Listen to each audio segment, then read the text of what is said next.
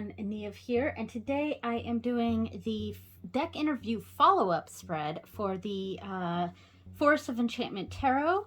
I almost said the Forest of, or Tarot of the Enchanted Forest because of the book. So the follow-up spread is going around the, I think it was the last card of the other spread. Let me check my notes because I actually have my notes right here. This one is the 8th card. So yeah, the last card of the deck interview spread. So I'm going to pause this right now and find that card in the deck, and we'll put it in the middle. Okay, so the last card of the deck interview spread was the Enchanter's Wheel, and that position represents what card best represents your energy, right? So this deck, what I pulled for the card that best represents its energy is the Enchanter's Wheel. And if I check my other notes, which are across the room here, I wrote down that this deck taps into weaving and changing fate. So, which makes sense for kind of the general purpose of what I kind of plan to use this deck for, but you know, plans change all the time. So, and I sort of plan to use this as a sort of magical tool, more divinatory purposes. So anyway, this spread, the follow-up spread, uses 2 decks, and normally I use the main tarot deck with an oracle deck of some kind. But as I was pulling out this card, I also was searching for another deck because I forgot to pull one out, and I sort of changed my mind and decided to go, instead of an oracle deck, I decided to go with another tarot deck. So I pulled out the Guardian of the Night Tarot by MJ Cullinane, and I think I'm going to use 2 tarot decks for this. This is the bag that I made for it. All right, so let me pull this out. Guardian of the Night. Yeah, I mean, they're a little bit bigger than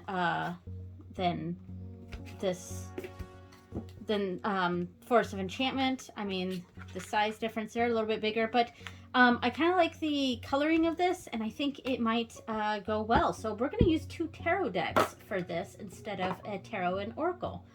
All right, so I'm going to take a few deep breaths and sort of get myself in the mindset of tarot, and we'll get this started. Okay, I've done a few deep breaths here, and here we go. So the first 4 cards kind of go around this card in a cross manner, and then the next 4 cards will be from the other tarot deck, and they will go I did that opposite. The first 4 cards are from the oracle, or in this case the second tarot deck, and then the other 4 in the corners will be from the Forest of Enchantment. So let's bring over Guardian of the Night. So this these MJ Cullinane decks, this is the independent version, not the mass market version, and these ones I actually shuffle sideways. It's just the shape of them, the independent versions. The cardstock is not super thick, so I'm able to easily shuffle them this way. They're a little too wide and long this way for my hands to shuffle traditionally like this. I mean, I can do it. It's just, it really stretches my hands. Woo! Jeez. Cards go flying. Because they are nice and linen. I love linen cardstock. It makes it easier to shuffle, but they are a bit slippery doing it that way. So yeah, so I do prefer these ones, shuffling them sideways.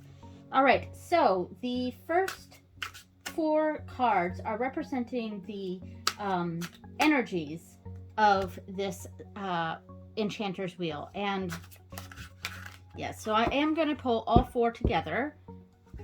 Do a couple more shuffles.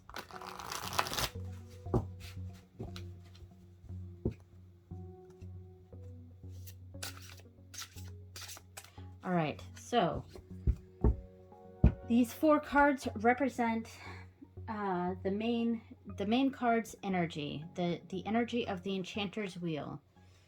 So 1, 9 of Cups,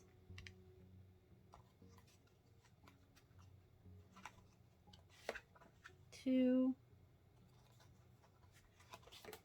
3, and 4. Okay, nice. So we have, let me make sure I'm in frame, which I'm not quite in frame. Let me zoom out a little bit. Well, that's as far as I can go. All right, so I'm just gonna lay them over top here. That way we can see what's going on. All right, hopefully I'm in frame there. All right, so we do have, I think we have a lot of really positive cards here. We've got the 9 of Cups, the Ace of Cups, the 9 of Pentacles. Those are all quite positive cards. And then we have the 7 of Swords, which isn't positive or negative, but sort of has that, if we're thinking of it in a positive way, it's kind of the cleverness, using knowledge and cleverness to get a leg up. Of course, the negative aspects of the 7 of Swords is a bit more, stealing or thievery, that sort of thing. There's a, I don't know. I'm seeing this more on the positive side, using a sort of cleverness to get a leg up, especially in regards to how I plan to use this deck. Yeah. So, there's not a whole lot of reading I can do of these cards right here, because the main purpose of this is to pull the other cards, because the first card here from the Forest of Enchantment Tarot is going to be how cards 1 and 2 relate to the center card. So how the 9 of Cups and the 7 of Swords, how they connect and relate to the Enchanter's Wheel. The 9 of Cups and the 7 of Swords, how they relate to the Enchanter's Wheel. This is kind of how I do my readings. I kind of repeat that question. I rephrase it a few times. I repeat it over and over again as I'm shuffling. So how the 9 of Cups and the 7 of Swords relate to the Enchanter's Wheel. All right. How the 9 of Cups and the 7 of Swords relate to the Enchanter's Wheel. We have the Weaver of Spells. Okay, so I'm going to read the book. Actually, I'm going to read the Guardian of the Night book for the 9 of Cups. Since, all right, Wands, Cups. All right, I'm not reading the whole entry, but I'm just going to kind of read some quick information. Okay, so the very first sentence here is the Wish card, and I mean, absolutely, the 9 of Cups, or in the Forest of Enchantment Tarot, it would be the the 9 of, I am totally blanking. It's not boons, visions. Oh my goodness. It's the 9 of Visions in the Forest of Enchantment Tarot. So, you know, that card really taps into that wish energy from the Forest of Enchantment Tarot, because it's shown as a coin being tossed into a well. So it really is the wish card to me. And 9 of Cups here, this card, it seems, is tapping a bit more into the pride element of the 9 of Cups. And it's so it's a license to kick back and enjoy life. Look at what you have been able to achieve. Can you feel a sense of pride? Take a moment to spread your feathers and show the world the awesomeness that is you. So it's the 9 of Cups asks you to lean into the feeling that comes from receiving a desire or having a wish fulfilled. And then the Peacock, showy, pride, passion, sensuality. So then with the Seven of Swords, like I said, I'm not even going to read the book. I'm sort of leaning into that um, uh, that using cleverness to get kind of a leg up on life, or a leg up on something. And with the Weaver of Spells in between here, since this is a deck that I'll be using for a lot of magical purposes, divinatory things, that's kind of where I'm leaning for using the Forest of Enchantment. We're coming the having this a lot of spell work is take using that leg up and or doing spell work to give us a leg up on something, if that makes sense. So that's kind of how I'm reading this, where the Weaver of Spells is kind of weaving that energy. I mean, it is the Weaver of Spells. I plan to use this deck for spell work. So we've got using that spell work to get a leg up and to get this level of achievement. Yeah, so that's kind of how I'm looking at this right in here. All right, so the next card represents how the Seven of Swords and the Ace of Cups relates to the Enchanter's Wheel, and how these related to the Enchanter's Wheel is like, because I kind of see the Enchanter's Wheel as not so much luck, but sort of fate running its course. Not that I'm a big believer in fate per se, but like the actions running its course. And once things are put into motion, certain things are out of our control now, and we kind of have to wait and see and let the cycle continue, that let the spiral go. And that's kind of it makes sense for especially how I plan to use this deck. So, all right, so this is how the Seven of Swords and the Ace of Cups relate to the Enchanter's Wheel. How the Seven of Swords and the Ace of Cups relate to the Enchanter's Wheel. All right, how the Seven of Swords and the Ace of Cups relate to the Enchanter's Wheel. Right here. Oh, Seeker of Boons. Okay. We got the Weaver of Spells here. Weaving spells to get a leg up and to get that level of achievement. To give us an advantage in this wheel. Then Seeker of Boons is also using, looking for the best course of action, using our intuition and because the Seeker of Boons here is searching, very cautiously searching and looking for the right information or the right tools, the right course of action. Because the Seekers are the knights in this deck, and the knights are very action oriented, but the Seeker of Boons, or the Knight of Pentacles, is a lot more cautious in how they approach. With the Seeker of Challenges, that's the Knight of Swords or the Knight of Wands. Those are really going in and action oriented, and not a whole lot of thinking behind that, but it's more instinct, especially the Wands, or the what is the Wands suit in this? It is spells. Wands, that's right. So the Seeker of Spells is acting on instinct. The Seeker of Challenges is acting on some inside knowledge, or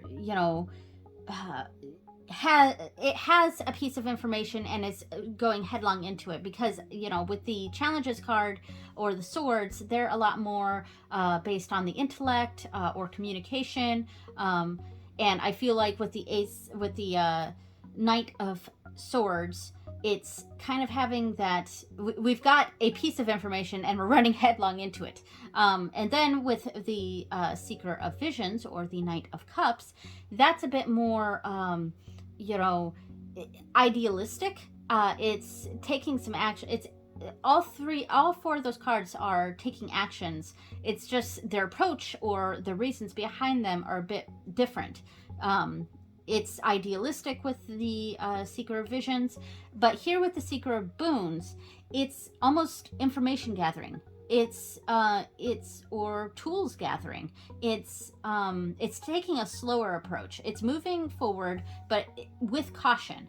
So these two cards with the Weaver Spells is putting spell work into action to give us a leg up into this wheel.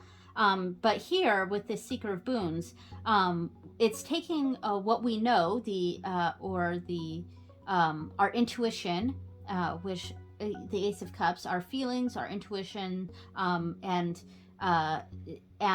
really seeking for information before we put that into action, and to give that leg up here. So I think that's how these two cards relate to the wheel here. All right, so now we are doing how the Ace of Cups and the Nine of Pentacles. I like the Nine of Pentacles, especially the last card here representing this, because as a lot of what I do for spell work is more it's a lot of it is more monetary. I don't do a whole lot of like healing spells. I may do that sometimes. I really focus more into our home life and making that as comfortable as possible for myself, my children, my husband. So yeah, a lot of my spell work is more, I guess, monetary. Yeah. So I do like getting the Nine of Pentacles. It's a very positive, especially monetarily positive card to get. So how does the Ace of Cups and then, Nine of Pentacles relate to the wheel? How does the Ace of Cups and the Nine of Pentacles relate to the Enchanter's Wheel? All right, to do a few more overhands here. All right, how does the Ace of Cups and the Nine of Pentacles relate to the Enchanter's Wheel? Nine of Challenges. We are getting a lot of nines in this reading. I'm gonna try to see if we're in frame. Okay, mostly in frame here. We'll move down just a little bit. Okay, so Nine of Challenges. So fascinating. So these cards, I feel like were having to do with a lot of it was having to do with that spell work. And weaving spells and seeking tools and information and going out and actually doing some action for to help this wheel move along, and to give us that leg up, because spell work, that's kind of what that does. It is giving us an extra boost. We still have to act, and here is sort of the Nine of Challenges. You know what? It's kind of a see and wait card a little bit. It is, and I am getting a hiding aspect, especially with the Ace of Cups here, and that is something, as I've said in my some of my previous videos. I do have a sort of hiding from my feelings sort of issue, and so there is a hiding element here, and coming out of that and sort of accepting my feelings on things. But then at the same time, I feel like this has a lot to do with once we've put these things into motion and set that course, we are waiting and seeing. We're letting the spells that we've weaved here, the information we've gathered, we're letting that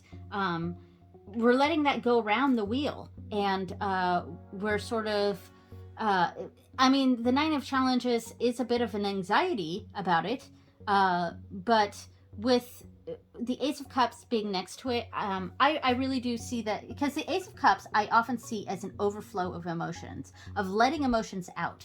So we've kind of I've been hiding from some of my emotions, and this is saying to let some of that out, but to also, you know, let it run its course and have that, you know, let that anxiety come out, spill out, it's done with, and then sit and wait and allow the Nine of Pentacles to happen, to reap the benefits of that, of those rewards. And you know, with the Seeker of Boons here, the Weaver of Spells is actually doing the spell work, whereas the Seeker of Boons is very mundane, and it's putting that spell work into action, and it's going out and actually moving forward with some of those actions. And then we have the letting that anxiety out, and dealing with it, but also waiting and seeing, until we get to that Nine of Pentacles. And I really am reading this like this, probably because of the wheel in the center, because this is a spiral. This is a, it is, you know, circle of events, and that really taps into how I want to use this, the Forest of Enchantment Tarot. All right, so final card is how the Nine of Cups and the Nine of Pentacles relate to the wheel. And these are two very positive cards, so I'm curious to see the kind of card that we get. Really, I feel like we haven't really gotten a negative card. I mean, Seven of Swords is kind of that, you could read it either way. It really depends on the cards around it, and I am reading it more in a positive way because of the cards that are around it.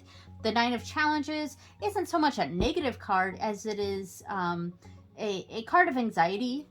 So, which, you know, you can read that how you read that, but all right, so how does the Nine of Cups and the Nine of Pentacles relate to the wheel? How does the Nine of Cups and the Nine of Pentacles relate to the wheel? All right. Ooh, Nine of Cups again, or Nine of Visions in this case. Fantastic. So, yeah, this was a really good reading. Yeah, in fact, I'm going to separate them a little bit and just give a... I'm gonna do this so that I can take a quick picture of them, because the picture will capture more area than the video. All right, so very nice to get a repeat card here, and a good one. Like, I mean, I think this really just exemplifies that, the wish here. We've put this spell work into action, giving us a leg up. We've done the work in real life. We've gone out and actually worked to achieve goals. We've dealt with anxiety, and I'm saying we, but I'm really talking about me here, because this is a deck for me. But and I could very well possibly use this for other people as well. I don't know. We'll see. But yeah, so we've dealt with anxiety, let it out, and let that anxious energy out, and then sat and wait for our wishes to come true here. Because I mean, this is a very positive monetary card, and this particular look of the Nine of Visions, even though it's a Visions card, because it's a coin going in there, I do associate some monetary elements to that. So the Nine of Pentacles here, we've got a bear hibernating, which is very similar to this, but we've got everything we need. So there's no need to worry here so much. But we need to acknowledge those feelings, but sit and wait, because I mean, we've got everything here, and we've got our wish granted. We've got a comfortable life here as the bear. And yeah, so this was a very, actually a very positive reading, I think. We did get some questionably negative cards. I don't really see the Seven of Swords here as a negative card. I see this as using our wits and getting a leg up through spell work and putting those into action, having some anxiety around this, dealing with that anxiety, and sitting and waiting instead of being too anxious about it. And that will help us to achieve this level of comfort and stability in my spell work actions. Because, as I said, the type of spell work I often do or often focus on is more monetary or mundane things. Yeah, I mean, I do other types of spell work as well, but I would say when I do spell work, a lot of times it is more monetary. But yeah, so thank you so much for watching, everyone. I think I am going to do 2 more videos after this one, and then that'll be it, which is less than what I did for the Pacific Northwest Tarot, but that's okay. Yeah, I just, after the initial going through all the cards, the 2 weeks there, and then I do my full moon blessing, after that it's kind of free form as to how I'm going to do it. You know, I do a meditation, I do the deck interview, and then I might do other spreads. I'll do a spread from the book if there is one, and yeah. All right, thanks so much for watching, everyone, and I will see you next time. Bye!